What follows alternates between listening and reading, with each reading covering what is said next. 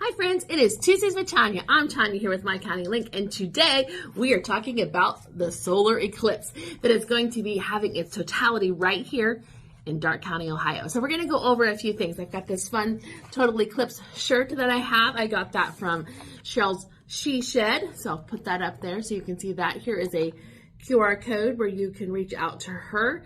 I'm sure these ones, I don't know if she has any extras of these or not, but you can still check out her page and her site and see all of her goodies at Cheryl's She Shed.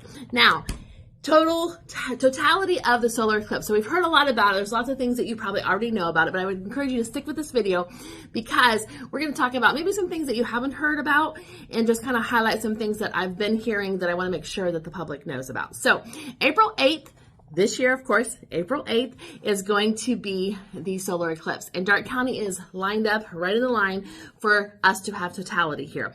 So it can, so totality, let's talk about that. It's going to possibly last twice as long as it did in 2017, depending on the observer's location. So right now they're calling for us to be 4 minutes and 28 seconds when you're in the path of the darkness.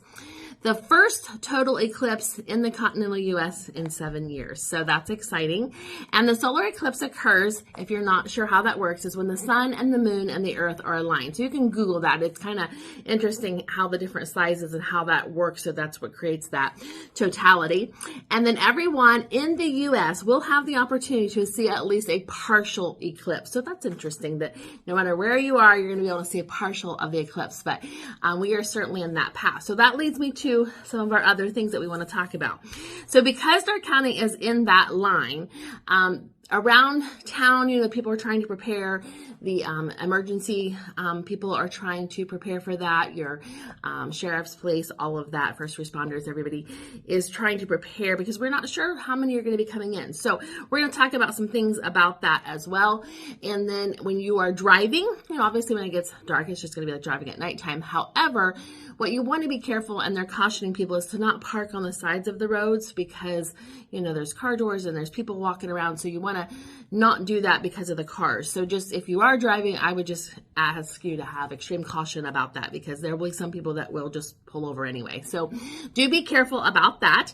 And then I read about animals. You should probably keep them inside during that eclipse. Now, I don't know if there's any factual to that. So if you have concern about that with your animals, I would just reach out to your vet. They'll be able to say it's something you should keep them in or not to worry about it, but you can talk to your vet about that. So the center line is going to go through 15 states. It's first going to be seen in Texas near the Mexican border, and the end of the eclipse is going to happen in Maine. You do have to have protective eye gear. So we're going to talk about that a little bit. You can get them around here in Darke County. I would make sure that you have them because you may think, I probably won't look at it. Well, you might want to, and then if you don't have your glasses, you shouldn't.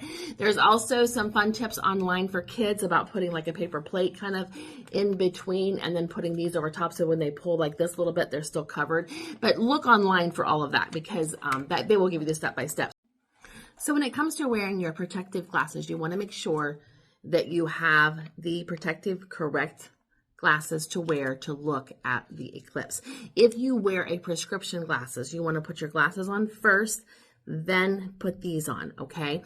You also cannot just use sunglasses. That doesn't work. And if you have questions, then I would just either ask your eye doctor if you have prescription glasses and so forth, because you want to make sure that you're doing that correctly. What I read online is we're going to put the glasses on that we wear first, then we're going to put on the solar eclipse glasses. But again, sunglasses does not work, so don't try to substitute that.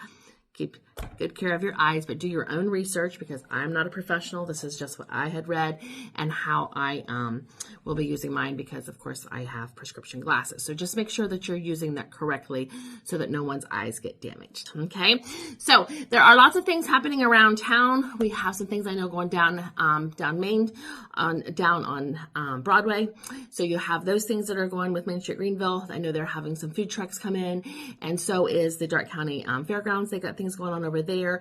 So you can look around town and kind of see what's happening here and there and take advantage of being right here in Darke County for this solar eclipse. So it's going to be super fun. And again, as you are out and about, you can tag us in pictures that you come across. I know our own professional photographer, Galen Blosser, is going to be out taking as many pictures as he can of the community. So stay tuned and keep watching for those, and you can kind of get a good feel for what's happening. But do be careful if you're out and about driving. There could be a lot of extra people that could come into town. There'll be extra vehicles. And again, just watch if you're out driving on the roads during that time, as it could be a little more, like I said, more traffic, but also people might pull over on the sides of the road. So just be super careful of that. You're encouraged not to pull on the sides of the roads. You're encouraged to find actual places that you can pull into and be safely parked for this. So just keep those things in mind and keep sticking with me as we keep visiting people, places, and things. And we'll see you next time.